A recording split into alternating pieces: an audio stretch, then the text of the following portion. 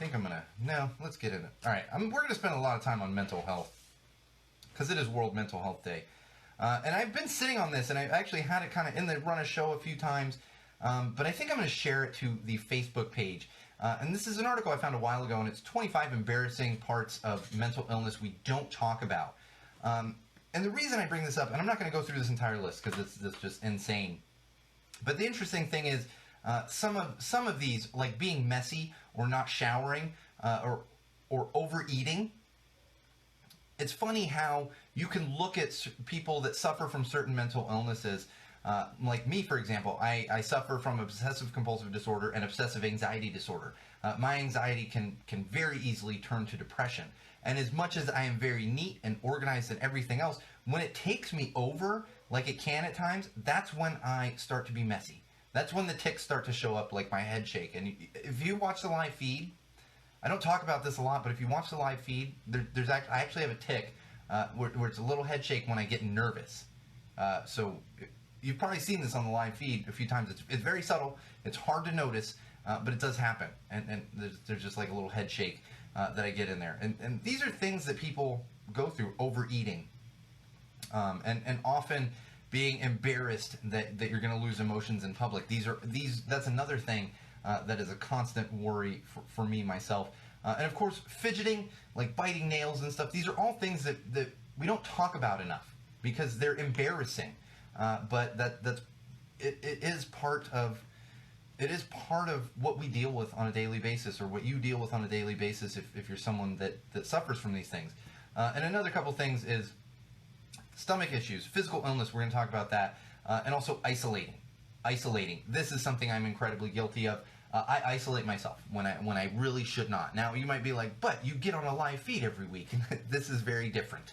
This is very different from isolating myself at home. I'm isolated in a studio here and kind of protected. And those are just some examples of the embarrassing side of mental illness that a lot of people have to deal with. So keep that in mind.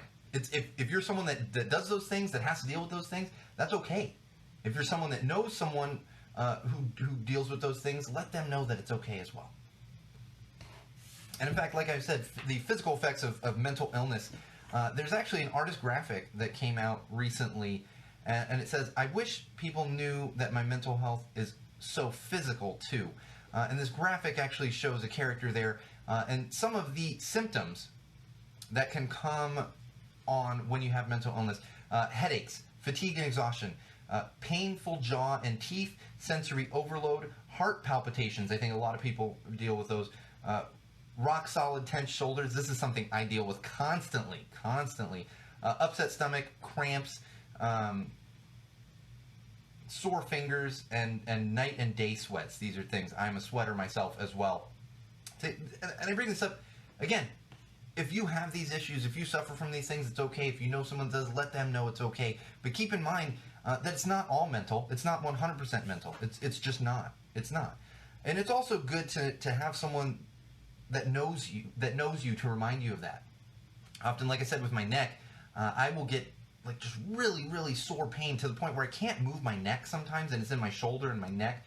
Granted, I did hurt it swimming for triathlon years ago, but it's just something that's never gone away. And my wife, sometimes when I'm like, "Why is this so bad right now?" and she'll remind me, she'll say, "You were having a rough day yesterday," and I'll go, "Oh, well, yeah, that is an effect of my mental illness." So it's good to also have someone to remind you of that, and kind of that it's okay, and where that pain came from. Otherwise, you could just make yourself crazy. You're like, did I lift something heavy? What did I do? You can make yourself absolutely crazy. Absolutely. Another thing is self-care. Self-care. And one thing I found, and these are all kinds of things, if you're having sensory overload, these are things that are easy to deal with. But there's this concept that I was unaware of, and it's called reparenting. Reparenting. And let me see if I can get, where is it? I have this exact quote for you here. There it is. Reparenting, this was new to me. And I want to share this with you. This is from Mellow Doodles, who puts out these doodles, and it's very mental illness centric and in a positive way. And it says, "We all have an inner child, all of us. Nurturing ourselves in the way we would a child switches up the perspectives we have on ourselves. If you're incredibly hard on yourself, set high expectations, and get impatient with yourself, you might need this especially. So these are things like being loving and patient and gentle with yourself, the way you would with a child, the way a parent does with their child.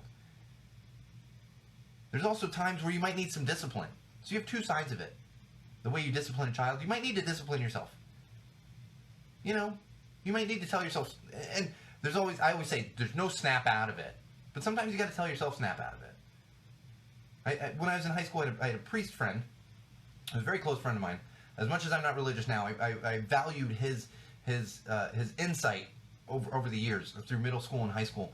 And I was having a rough time in high school at one point, and he sat me down and he said, you know what, sometimes you just, and this is a priest saying this to me, sometimes you just got to sit down and you got to say, shit. What am I upset about? And I often think, it's hard to think of that. But I often think about that. And I do it to myself sometimes. I sit down and say, shit. What is this? What am I worried about? Can I control it? And if I can't control it, what parts can I control? What can I do to change this feeling? That's reparenting. That's reparenting. And really just self-care. Self-care. Because remember that the little things can be difficult. The isolation, everything else. It's self-care. Take care of yourself. You know? Read. Listen. Rest. Have a hobby. Hobbies are a great thing. Yell at a wall for an hour a week. That's what I do. Rant and rave for an hour a week. It could do wonders for your mental health. More mental health stuff. Diet and mental health.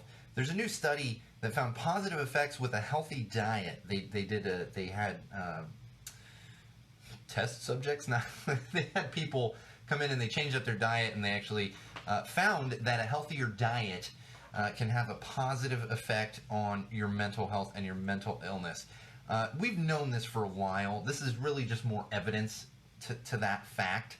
And I'll be honest, I'm terrible about this. I'm terrible. I have a terrible sweet tooth. Sometimes I very much just need comfort food. I eat fast food, and tell everyone out there, I think I've said it before, I eat Jack in the Box for lunch every Friday. I get up in the morning, I do some work on the podcast and the channel, and then while my kid is playing, then I play with my kid, we go for a walk, we go to the park, I put her down for a nap, I order my Jack in the Box, I get DoorDash bringing it to the door, and then I work on getting everything published, because that is my comfort food. I need that comfort food. It's part of my routine on Fridays. So this is me being a little hypocritical, but that healthy diet is going to help your mental health and your mental state of mind. But I will say my wife is great about this. She actually fills me with vitamins. I have a little vitamin thingy, like holder thingy. She fills it once a week, and she actually puts stuff in there that helps, vitamin stuff, natural stuff that helps me from a mental health perspective. So even if you can't go to the fully healthy lifestyle, also look at that. There's probiotics and there's all kinds of stuff out there, because there's so much evidence to gut health being attached to mental illness and having effect on mental illness. So keep that in mind. And again, that new study is just kind of further evidence that we already knew. Kristen Bell. God, I love some Kristen Bell. What is happening here? Sorry, I lost my way there for a minute. Kristen Bell is finally opening up about her mental health. I say finally. I don't know if she's been open before, but it's come up recently that she's being open about it. And I want to give you this quote. She was asked, there's a cover story for Women's Health that she did, and she talked about whether she hesitated to come forward publicly about the condition she has struggled with from a young age. And this is, I quote from Kristen Bell, "Yes, for the first 10 minutes. I realized that this is the shame that prevents people from talking about it. I immediately felt irresponsible because I do care about depression not being taboo, yet I present this bubbly, outgoing girl who seemingly gets through life with a smile on her face, and I'd never discussed that some days I don't." End quote. That is hashtag Stop the Stigma. And I'm glad to see that people like Kristen Bell, people with a lot more clout than myself, a lot bigger fan base, are able to come to those terms. And it's great. She hesitated for 10 minutes, and I get that. Everyone's had that hesitation. Jesus Christ, I've had that hesitation so many times in my life. I do. And it's apparently she actually has a serotonin imbalance, which makes her more prone to anxiety and depression. It's literally a chemical imbalance with her, which I think a lot of people that suffer from anxiety and depression have that, at least to an extent. But yeah, It's tough to open up at times. And in fact, I was looked at another article. There was someone talking about how they finally opened up about their mental illness to their family, and the difference that made, being able to get that support. Being able to get that support. You have support out there. You have friends and family that want to support you, whether you have been open with them or not. Choose which ones to be open with at first, but you have them out there. And it's tough. God, I know it's tough. I kept it such a secret. I've dealt with this my entire life. My entire life. I didn't start being open about it until my early 30s.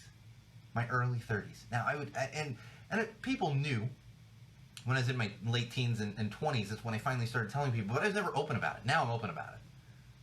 Now, you think I'm less of a person? I don't care what you think. I don't care what you think, because there's no shame. There's no shame whatsoever. So good on you, Kristen Bell, and thank you. And of course, make sure you open up as well, because there's support out there for you. This one is kind of straddling the line of parenting, and we're getting short on time. Probably not going to get to much tech this week. Being open with kids about mental illness. There's an organization called Safe Foundation, and this has been a question. Just a lot of people ask this. Do you be open? And this organization, Safe Foundation, says, yes, you should be open with your children. At an appropriate age, of course, not giving them all the details, but be open with them that you struggle with something. And I was kind of like, okay, I think it's good to be open with your kids, but they brought up a point that I really never thought of when it comes to mental health and mental illness and parenting. And that would be the fact that if you're open with your kids, at least to an extent, they are never going to think it's their fault. Let's say you go to counseling, on a weekly basis, and you're just not there, or you have to go spend time alone because you're having a rough day. You don't want your children thinking it's their fault. You never, ever, ever, ever want that. That's why it's important to be open with them at the right age and sharing the right amount of information. You don't need to tell them Daddy was on the toilet all day today because I was having terrible anxiety and my stomach was in knots. No, you don't need to give them all those details, but be open with your kids to an extent.